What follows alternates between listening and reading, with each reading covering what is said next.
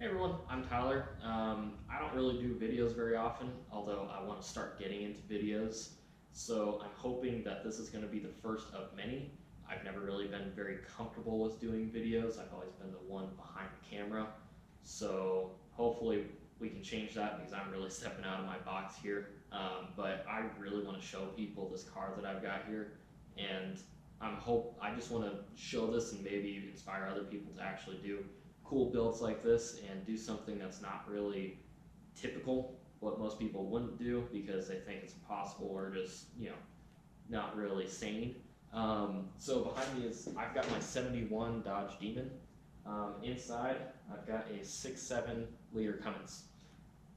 Not really what most people would put in here because it really doesn't fit well, but it surprisingly does.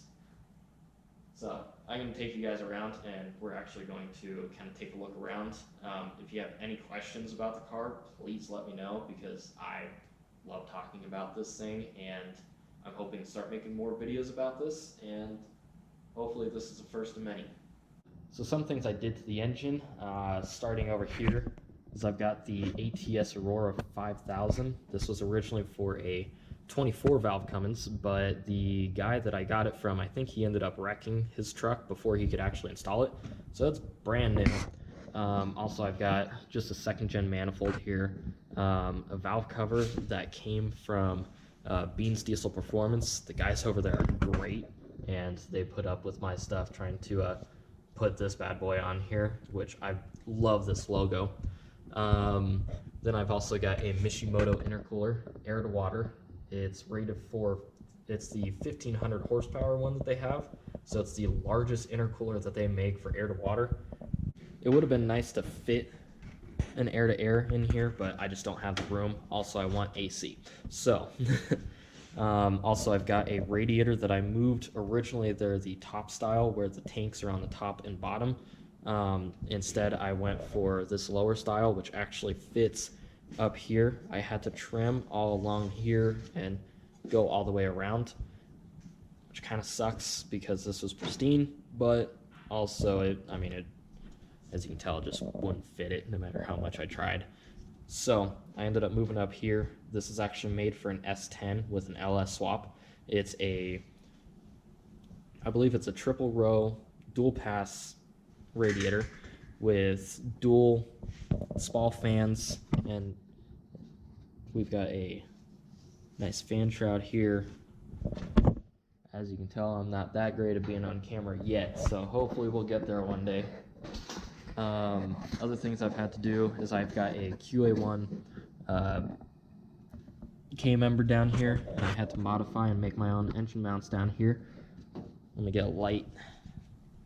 So I actually made that out of some suspension joints that I bought on Summit and some plates that, I think my dad had them for a swap that he was doing years ago, but he never actually did it. So I got those. Head underneath the car now. So I've got some other QA1 goodies under here. Hopefully I'll have a sway bar because it would suck not to. I'm gonna have to make my own steering linkage, which really sucks, but the stock steering linkage just wouldn't work up here. Normally you have your pin coming up and everything with threads and stuff, but that, you can tell that definitely wouldn't clear. So I had to actually knock it out of both the pitman and the idler. And so we're gonna end up actually putting something through here, and I'm gonna be running a rod across. I already took measurements of our old one over there, and I'm gonna see if I can use some stock tie rods. Probably won't, but worst case I'll just make some stuff of my own. Transmission wise, I have a 47RE that I built up, I'd say probably about a year ago. Slide underneath here. Tucked up real nice up under here. See if I can get a light for you guys because I can't see too well under here. So we've got our 47RE down here. I made my own cross member. Had to chop out a little bit up above. There's a cross member that kind of goes up along up through here. but had to chop that out. So then I've got kind of triangulated pieces going back and forth. Eventually I'm going to add in a roll bar and everything and add more bracing further down.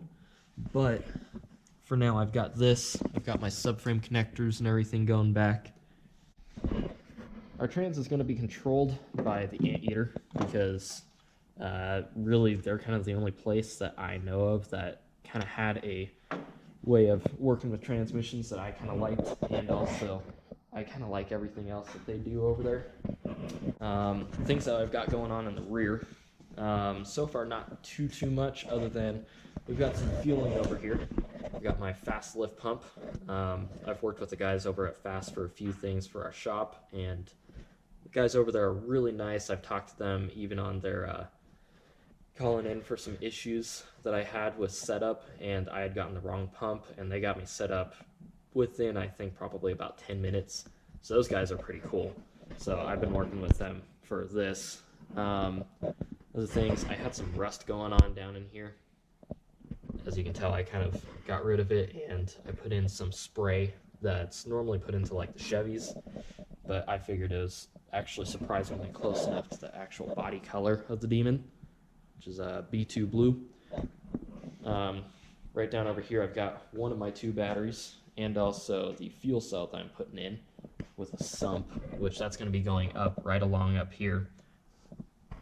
I didn't want to put it down here, mostly because I like having trunk space. Even though it's going to be pretty fast and somewhat of a race car, I still want to actually function as a regular car.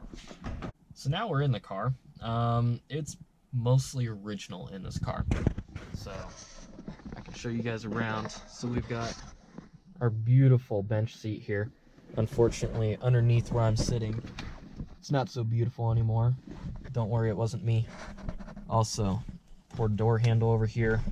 We've got vinyl down over in here all the way around, and it's pristine except for the one area that I tore probably about a week ago down here in this corner.